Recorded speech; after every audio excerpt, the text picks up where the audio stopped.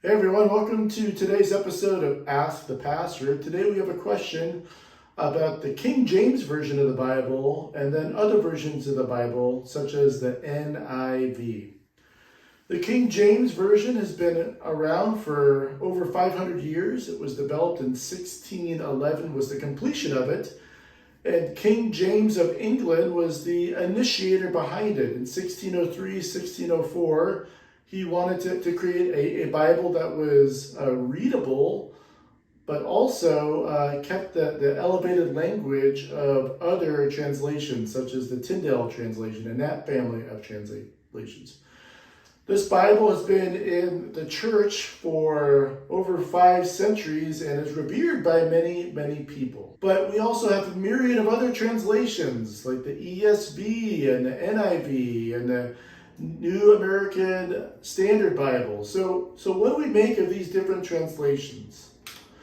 There is a key difference between the King James Version and these other translations. The King James Version uses a group of manuscripts called the Byzantine group of Greek manuscripts, and it's referred to as the majority text. So there's a lot of manuscripts in this family of Greek manuscripts, and the King James Bible relies on them. Most all other English translations that you're familiar with, so for example, the NIV, uses what's called the eclectic view. And what that means is they take a variety of different families of manuscripts, for example, the Western tradition, Alexandrian, and Caesarean.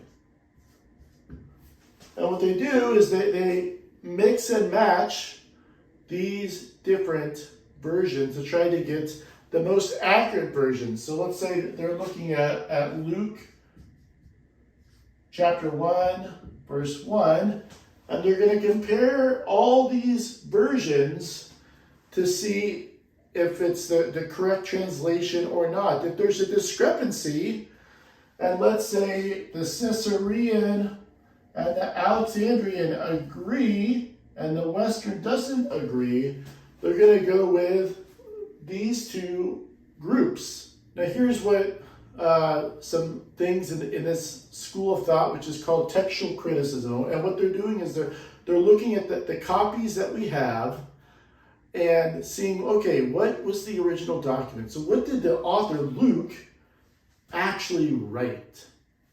Now, there's a few principles that textual critics hold to. One is that they favor the older manuscripts.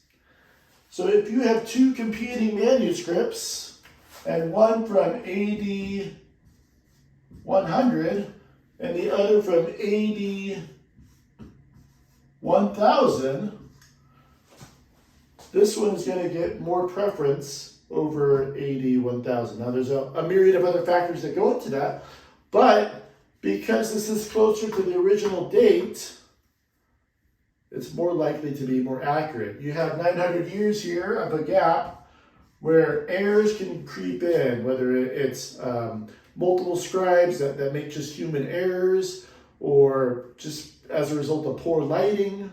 A lot more can happen in this gap than from here to when Luke wrote his gospel. Okay, as I mentioned earlier, also a reading that's supported by the majority of manuscripts is going to have preference. And then one thing we need to consider, it's not necessarily the amount of copies of manuscripts that's important. So let's say Byzantine, let's say there's 50 different copies